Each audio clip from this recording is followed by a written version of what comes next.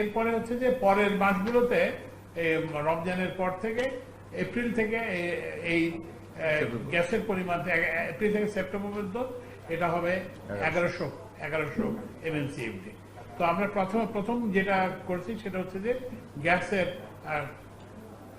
সরবরাহ বৃদ্ধি। তো এটা করার পরে এরপরে আমরা হচ্ছে সেইটা অনুযায়ী আমাদের যে বিদ্যুৎ উৎপাদনের যে পরিকল্পনা সেটা করছি। তো সেই পরিকল্পনা অনুযায়ী আমাদের রোজার মাসে বিদ্যুতের চাহিদা প্রাক্কলন করা হয়েছে 15,700 এবং এর পরে গ্রীষ্ম মৌসুমে 18,000। তো আমরা এইটার জন্য এই ব্যবস্থাতে এগোচ্ছি। তো আমরা এখানে যেটা দেখতে পাচ্ছি যে আমরা ইনশাআল্লাহ চেষ্টা করব রোজার মাসকে সম্পূর্ণভাবে লোডশেডিং মুক্ত রাখতে। তো এখানে লোডশেডিং মুক্ত মানে কিন্তু যে এমন না যে কোথাও কোনো বিদ্যুৎ বিভ্রাট হবে না, কারণ বিদ্যুৎ বিভ্রাট নানা কারণে হয়। কোনো একটা ডিস্ট্রিবিউশন লাইনের সমস্যার জন্য হয়, কোনো একটা কি বলে যে ট্রান্সমিশন লাইনের সমস্যার জন্য হয়, তারপরে কোথাও হয়তো একটা জেনারেশন ইউনিট হয়তো ফেল করলে, এইসব কারণে হয়। তো কিন্তু আমরা চাহিদা এবং সরবরাহের মধ্যে আমার একটা ভারসাম্য রাখবো, যাতে ওই টেকনিক্যাল কারণ ছাড়া যাতে কোনো লোডশেডিং না হয়, সেই জন্য আমরা সম্পূর্ণ প্রস্তুতি নিয়েছি। এরপরে হচ্ছে যে গ্রীষ্মকালীন সময়ে আমরা এখন দেখতে পাচ্ছি যে আমরা 18,000 মেগাওয়াট চাহিদা ধরে আমরা কাজ করতেছি। কিন্তু আমাদের যে অ্যাভেলেবল যে বিদ্যুৎ যে অ্যাভেলেবল হবে সেটা আমাদের এখন প্রাথমিক হিসাব অনুযায়ী আমরা দেখতে পাচ্ছি যে এইটা বিভিন্ন সিনারিও থেকে 700 থেকে 1400 মেগাওয়াট পর্যন্ত লোডশেডিং করতে হতে পারে। কিন্তু কালকে খবর কাজে নিয়ে দেবেন যে জ্বালানি উপদেষ্টা বলছেন যে আগামী এত এটা কিন্তু সেটার উপরে নির্ভর করে না, এটা হচ্ছে যে আমাদের হিসাব।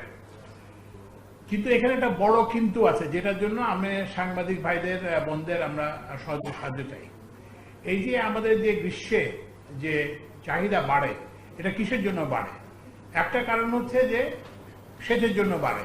তো সেচের চাহিদাকে আমরা কমাতে চাই না, কারণ সেচ যদি কমানো হয় তাহলে তো আপনার খাদ্য উৎপাদন কমে যাবে, খাদ্য সংকট সৃষ্টি হবে। তো ওই জন্য আমরা সেচটাকে আনএফেক্টেড রাখবো। এরপরে বাকি যেটা বাড়ে সেটা হচ্ছে যে এয়ার কন্ডিশনের জন্য কুলিং লোড। এবং আপনারা জেনে হবেন যে এই কুলিং লোড কিন্তু এই যে 18,000 যে প্রাক্কলন করা হয়েছে এর মধ্যে 6,000 মেগাওয়াটই কিন্তু কুলিং লোড। তো সুতরাং আমাদেরকে কিন্তু এইবার আমাদেরকে জোর দিতে হবে এই কুলিং লোডটাকে ব্যবস্থা করার জন্য। এখন কুলিং লোডটা আপনি কিভাবে কমাবেন? এখন আপনারা জানেন যে এসিতে একটা থার্মোস্ট্যাট থাকে। তা আপনি এটা 18 সেট করতে পারেন, আবার 24-25 কিন্তু আপনাকে 25-26 আপনাকে একটা সহনীয় মাত্রা, মানে একটা ভালো থাকতে পারবেন। তো এখন আপনার যদি আমরা যদি এই 18-19 না রেখে 20 এসব না রেখে আমরা যদি এয়ার কন্ডিশনার গুলোকে যদি ব্যবহার করতে পারি, 25-26 করতে পারি, তাহলে কিন্তু 3,000 মেগাওয়াটের 2 থেকে 3,000 মেগাওয়াটের মতো ওই যে কুলিং লোড কমে যাবে।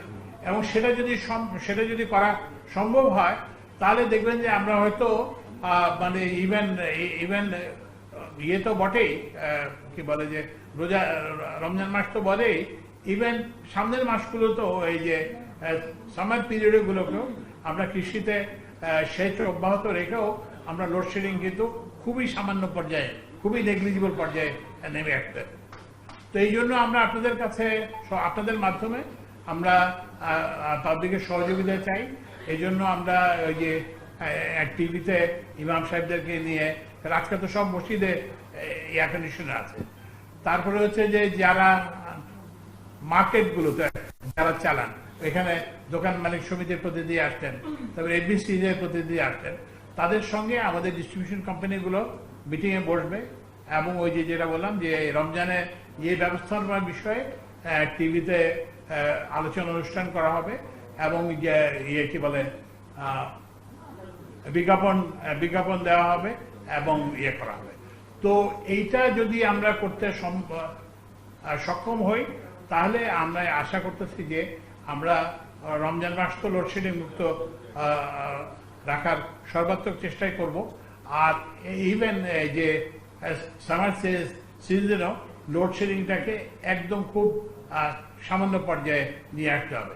তো এই জন্য আমাদেরকে এছাড়াও আমাদের এই যে বেআইনি সংযোগ, আপনাদের কাছে এটাও সহযোগিতা চাই আমরা, যে বেআইনি গ্যাস সংযোগের কারণে, বেআইনি কি বলে যে বিদ্যুৎ সংযোগের কারণে আমরা এই যে আমাদের যে বিদ্যুৎ গ্যাসের সরবরাহ কমে যায় এবং ওই যে বেআইনি বিদ্যুৎ সংযোগের কারণে যারা পয়সা দিয়ে বিদ্যুৎ ব্যবহার করেন তারা বিদ্যুৎ পান না। তো ওই জন্য আমরা কিন্তু এই কি বলে অবৈধ গ্যাসের অবৈধ সংযোগ কাটা অব্যাহত রাখবো এবং বিদ্যুতের অবৈধ সংযোগ কাটা অব্যাহত রাখবো। তো এখন আপনাদের প্রশ্ন থাকলে বলেন। হ্যাঁ শামীম বলেন। বলেন। স্যার আপনি বলছিলেন রমজানের গ্রীষ্মের মৌসুমে 700 থেকে 1400 মেগাওয়াট ঘাটতি হতে পারে। না রমজানের কথা বলেন, রমজানের হচ্ছে আমি শূন্য।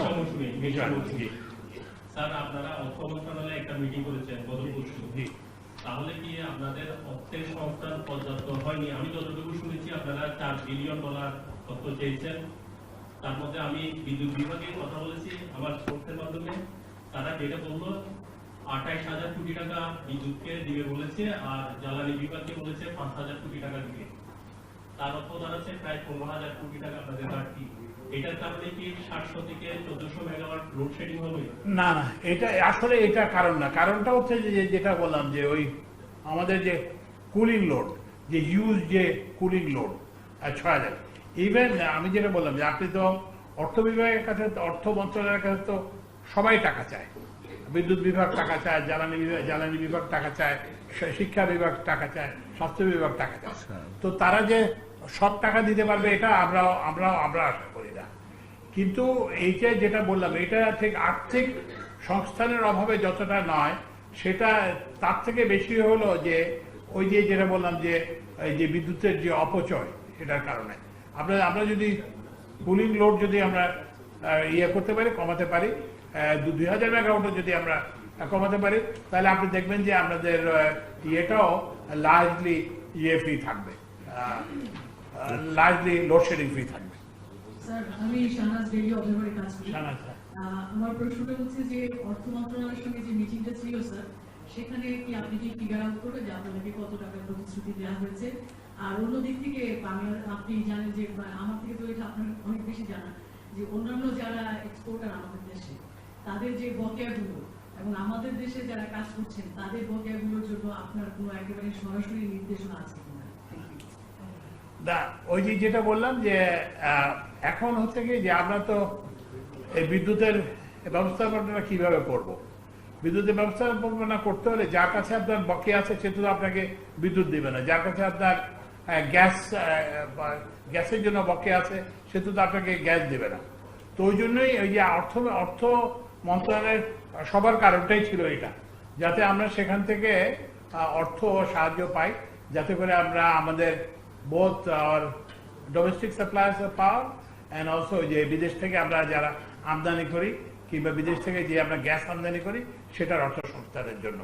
তো এবং আমরা এই ক্ষেত্রে বলছি যে অর্থ মন্ত্রণালয়ের ইয়েটা আমরা যেসব পদক্ষেপগুলো নেবেন অর্থ মন্ত্রণালয় এবং বাংলাদেশ ব্যাংক, আমরা আশা করতেছি যে আমরা আমাদের যারা আমরা তো একটা বিরাট লায়াবিলিটি মাথায় ঘাড়ে নিয়ে সরকার, অন্তর্বর্তীকালে সরকার শুরু করছে। তো এখন এইটাকে আমরা যতটা সম্ভব এটা আমরা নামিয়ে আনবো এবং অর্থ মন্ত্রণালয়ের সাথে আমাদের এই ব্যাপারে ফলপ্রসূ আলোচনা হয়েছে।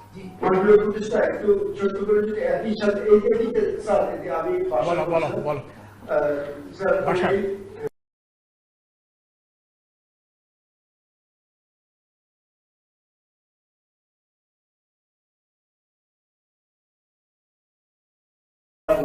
সেক্ষেত্রে আপনারা কি দাম বাড়ানোর কোনো উদ্যোগ নিচ্ছেন কিনা?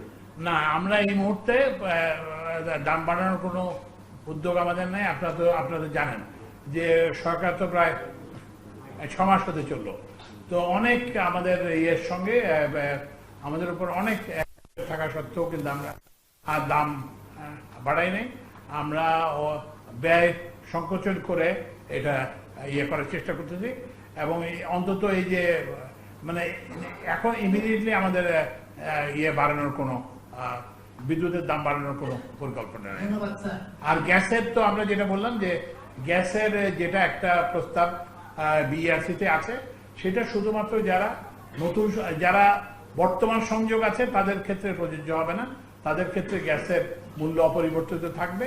কিন্তু আমরা পেট্রোবাংলা গ্যাস করা হয়েছে, যেহেতু আমরা বর্তমানে গ্যাস আমদানি করি 70 টাকার উপরে, হ্যাঁ 72 টাকা, এবং হচ্ছে যে আমরা যে গ্যাস যে শিল্পে দিই সেটা 30 টাকা। তো এই জন্য এই ব্যবধানটা কমায় আনার জন্য আমরা বলেছি যারা নতুন সংযোগ দেবেন বা যারা কি বলে যে অতিরিক্ত লোড চাইবেন, তাদের ক্ষেত্রে এই বাড়তি যেটা বিআরসি সিদ্ধান্ত নেবে সেইটা প্রযোজ্য হবে। না, শিল্প মানে শিল্পে মানে হচ্ছে যারা নতুন সংযোগ চান, যারা existing consumer will not be affected, যারা নতুন চান অথবা বাড়তি লোড চান। কারণ আপনারা তো বুঝতে পারছেন, কারণ আমরা তো এখন আনতেছি 72 টাকা করে, তো আপনাকে আমি 32 টাকা করে 30 টাকা করে কিভাবে দেবো?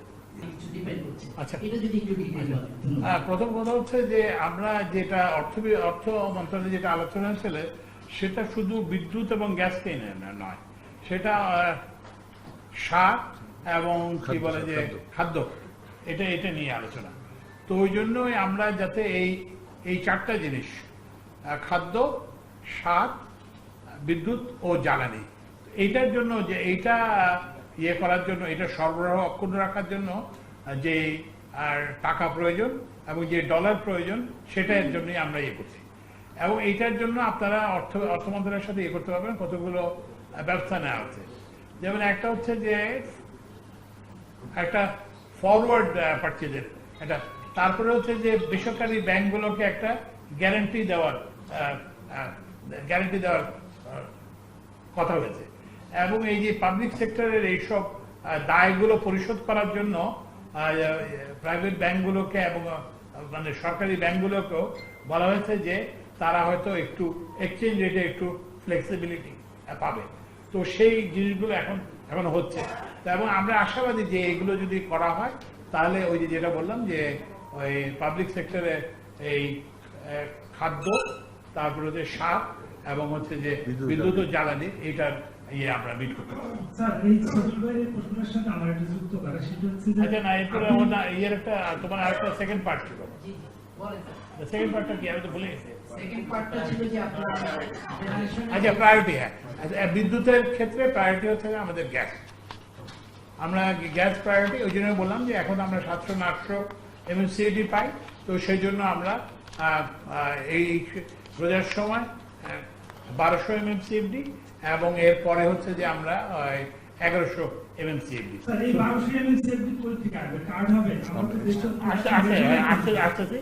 এই এটা হচ্ছে যে ইম্পোর্ট করতে হবে, এলএনজি ইম্পোর্ট, বাড়তি আমরা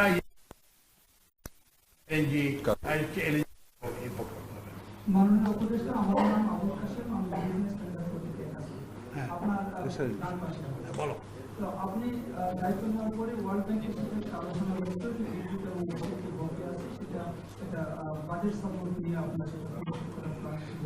তো সেটার অগ্রগতি কতটা আমরা জানতে চাই। আর হচ্ছে যে এই গ্যাস এবং বিদ্যুতের যে সরকারি যে এরিয়ার জমি গেছে, সাবসিডি এরিয়া, সেটা আপনারা আসলে কতদিনের মধ্যে টোটাল ফেজ আউট করতে পারবেন? পুরো এরিয়াটা কতদিনের মধ্যে, মানে বিদ্যুতের কি এরিয়া? বকেয়া ভর্তুকি বলেন বা সরকারের কাছে যে পাওনাটা আছে, এক্সপোর্টার বা আইপিপি ভিলেজ যে পাওনা আছে, সেটা আপনারা কতদিনের মধ্যে পরিশোধ করতে পারবেন? কতদিনের মধ্যে পরিশোধ করতে পারবো এটা বলা মুশকিল, কিন্তু আমরা যেটা সেটা হচ্ছে যে আমরা এগুলোকে যেমন আমরা একটা জিনিস এটা ইয়ের মতো কি বলে, আপনার যখন ওই শীতকালে যখন কম্বল ছোট হয় তখন ওই যে যেটা বললাম আপনার মাথার দিকে উপরের দিকে টানলে নিচের দিকে চলে যায়। তো এখন আমরা যেমন বিপিসিকে আমরা টোটালি ইয়ে ফ্রি করে দিয়েছিলাম, তাই না?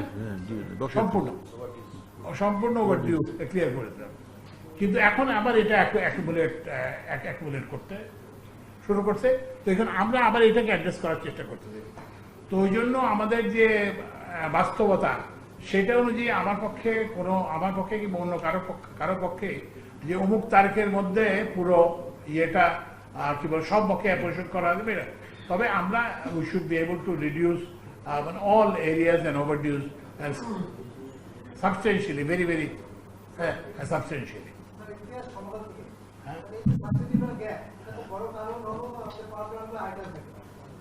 অনেক রিভিউ কমিটি করছেন যেগুলো পাওয়ার প্ল্যান্ট ইনিশিয়েটিভের মধ্যে স্টার্ট আপ এগুলো পরিকল্পনা আছে। রিভিউ কমিটি স্যার দুইটা হয়েছিল, ওটার রিপোর্ট পেয়েছেন কি না, এখন দুইটা। তো এখন একটা হচ্ছে যে আমরা কিছু পাওয়ার প্ল্যান্ট এখন আর কোনো পাওয়ার প্ল্যান্ট রিনিউ হচ্ছে না। যেসব পাওয়ার প্ল্যান্ট রিনিউ হওয়ার কথা ছিল সব রিনিউয়াল বন্ধ করে দেওয়া হচ্ছে। আর আমাদের যে দুইটা রিভিউ কমিটি হচ্ছে, একটা ন্যাশনাল কমিটি জাস্টিস মইনুলের নেতৃত্বে, সেইটা ইয়ে করতেছে, সেইটা ওরা 6টা না 7টা প্রজেক্ট দেখতেছে। তো ওইগুলোর ওরা এখনো এটা একটু ডিটেল ইনভেস্টিগেশন, এখানে আরো ওই যে বিদেশি লয়ার এবং ফরেন্সিক অডিট করার আছে। তো সেইটা রিক্রুটমেন্ট আমরা এখন করতেছি। আরেকটা যেটা কমিটি করা আছে সেটা হচ্ছে যে ট্যারিফ রিনেগোসিয়েশন কমিটি। তো সেই ট্যারিফ রিনেগোসিয়েশন কমিটিটাও কাজ শুরু করবে প্রফেসর কামরুল ইসলামের নেতৃত্বে, বুয়েটের প্রাক্তন প্রফেসর। তো এখানে যেটা লক্ষণীয় সেটা হচ্ছে যে আমরা এখন আমরা চেষ্টা করছি একটা বেঞ্চমার্ক এস্টাবলিশ করার জন্য। তো আমাদের জন্য সুসংবাদ, আমাদের এখানে chairman Bangladesh power development board আছে।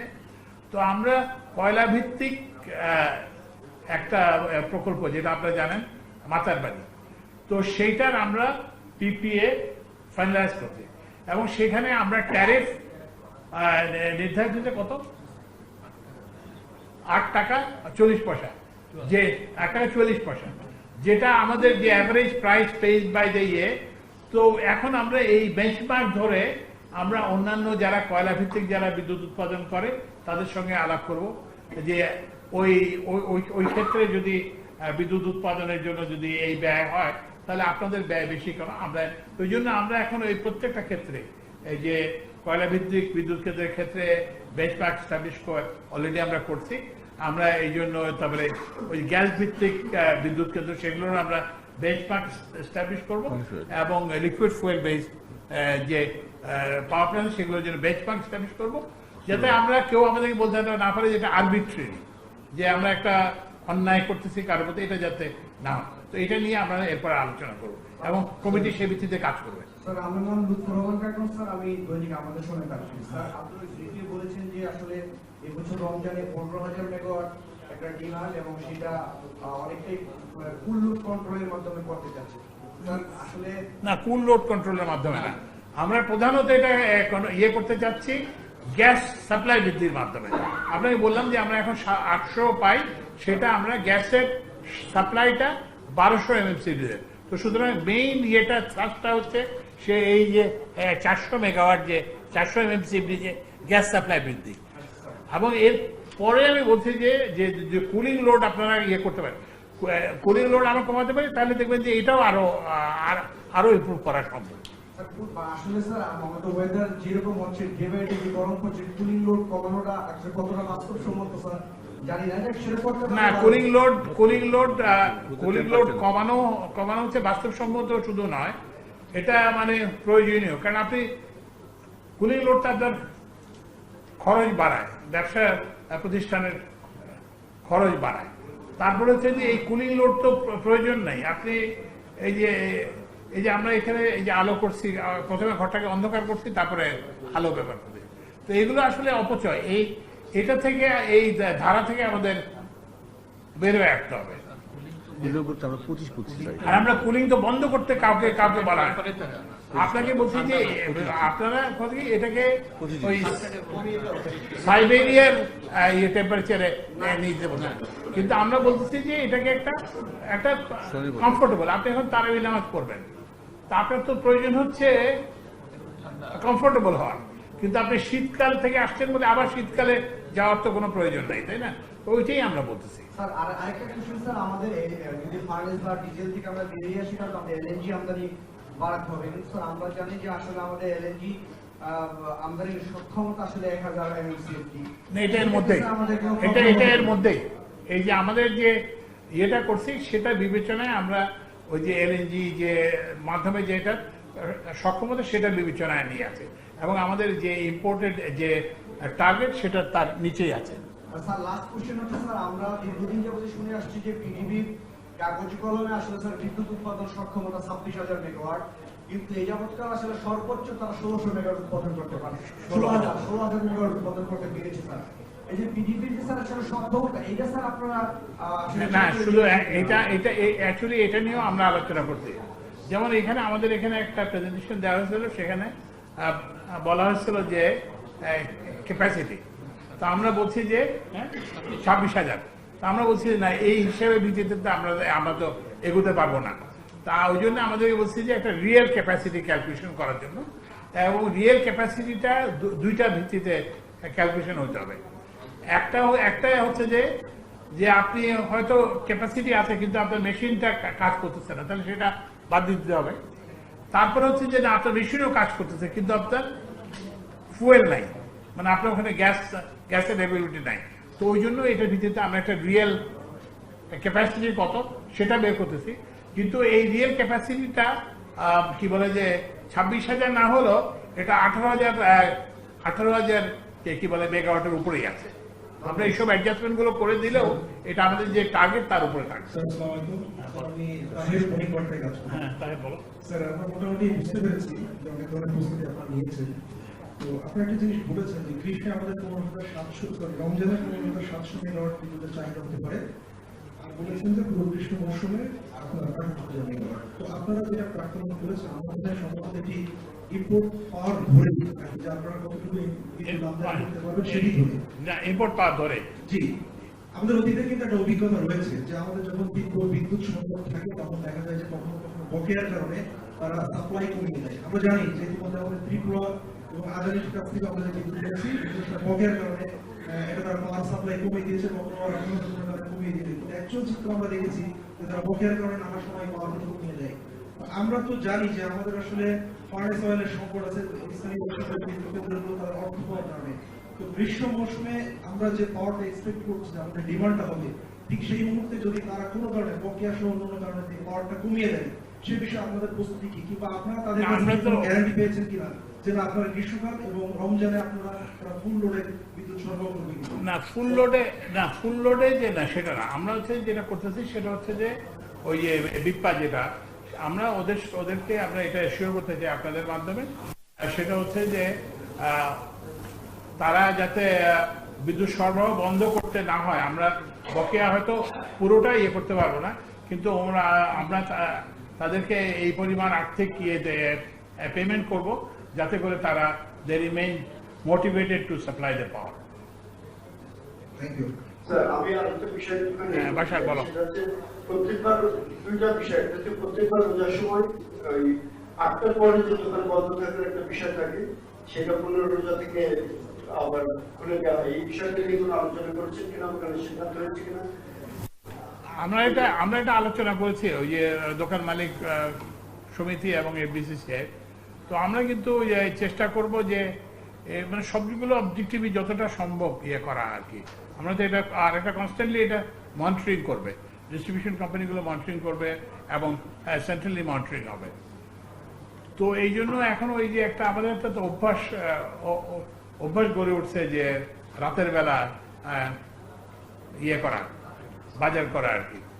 তো এইটা আমরা একটা হচ্ছে যে আহ্বান জানাবো যে অপ্রয়োজনীয় সময় খামাখা আপনার কখন গ্রাহক কখন আসবে সেই জন্য অপেক্ষা করে না খুলে আপনি তো জানেন যে, আর এই সময় তো মানুষের যারা যারা দোকানে যারা কাজ করেন তাদেরও তো একটা প্রয়োজন আছে, তাদেরও তো একটা রেস্ট, রোজা রাখেন, রেস্ট নেওয়ার প্রয়োজন আছে, তাদেরও তো তারাবি নামাজের প্রয়োজন আছে।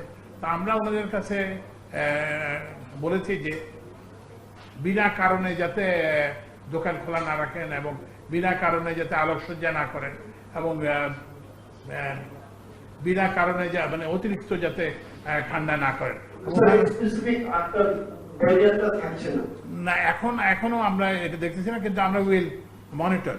আমরা যদি দেখি যে না এর ফলে আর ইয়ে হচ্ছে না, অন্যান্য জায়গায় সেচ বিঘ্নিত হচ্ছে কিংবা রোজাকে যে সাপোর্ট দেওয়ার বিঘ্নিত হচ্ছে, তখন আমরা হয়তো এ ধরনের ব্যবস্থা বিবেচনা করবো।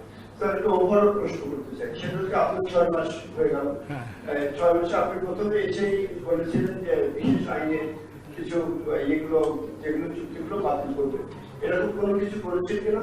আর এই 6 মাসে আপনি আপনার অবস্থান থেকে কি উদ্যোগ নিয়েছেন যেটা আমরা বলতে পারি? না এটা আরেকদিন, ওটা আরেকদিন আলাপ করবো। তারপরে একটা হচ্ছে যেটা বললাম যে আমরা সব দিক থেকে চেষ্টা করতেছি যে বিদ্যুৎ খাতের ব্যয় কমানোর জন্য। তো এগুলো নানান ধরনের ব্যবস্থা আছে। তো এইটা একসময় ওই যে এনার্জি রিপোর্টার্স ফোরাম কিংবা কারোর সঙ্গে আসেন, তখন আমরা এইটার জায়গা না। এখানে লেটেস্ট লিমিট ডিসকাশন টু ওই যে রোজা এবং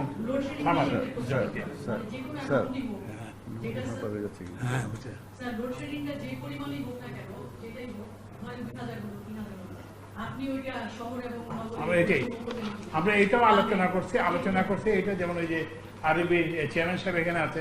তো আমাদের লোডশেডিং এর একটা জায়গা হলো ময়মনসিংহ এলাকাতে লোডশেডিং হয়। তো ওই ক্ষেত্রে ওইখানে আমরা ওই যে গ্যাসের এই যে বাড়তি গ্যাস আসবে, সেই বাড়তি গ্যাসের সরবরাহ যাতে ওখানে যায়, আমরা এটা চেষ্টা করব যে এটা ইকুইটিভলি লোডশেডিং। ওই আমি যেটা আগের বারে যখন বিদ্যুৎ সচিব ছিলাম তখনও আমি বলেছিলাম যে লোডশেডিংটা আমার বাড়িতেই প্রথম শুরু হবে। তো এই জন্য আমরাও সে একই যে লোডশেডিং কিন্তু প্রথমে ইয়েতেই হবে, কি বলে যে ঢাকা শহরেই হবে, তারপরে হচ্ছে এটা ইয়েতে যাবে, মানে গ্রামাঞ্চলকে কোনোভাবে ডিসক্রিমিনেট করা হবে। তো ঠিক আছে।